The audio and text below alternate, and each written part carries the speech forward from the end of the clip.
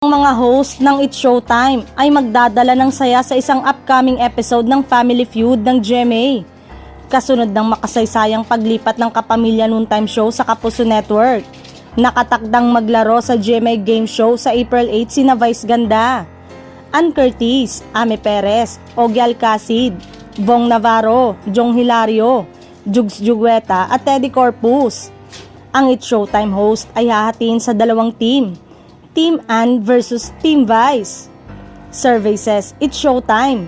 Anunsyo ng GMA Network sa social media nang maglabas ito ng teaser para sa much-awaited guesting ng It's Showtime host. #Family Feud. Ang much-awaited guesting ng mga bagong kapuso mula sa noontime show na It's Showtime. Napansin naman ng ilang fans ang pagkawala ni Karil sa upcoming Family Feud episode na host ng ex-boyfriend niyang si Dingdong Dantes. Ipinunto ng mga netizen kung paano no-show din ng actress host nang ipromote ni Dingdong at ng asawa nitong si Marian ang pelikulang Rewind sa It's Showtime. Samantalang, tila may sagot naman si Karil sa mga kumakalat na issue na kaya hindi umano ito sumama sa guesting sa Family Feud.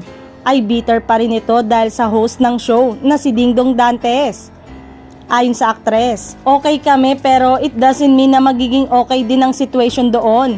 Lalo na kalog mga kasama ko hindi maiwasang may manukso. At bilang respeto doon sa tao. At lalo na sa asawa nito na si Marian Rivera. At syempre sa mga anak ay umiiwas na lang si Karil sa mga komplikado na sitwasyon.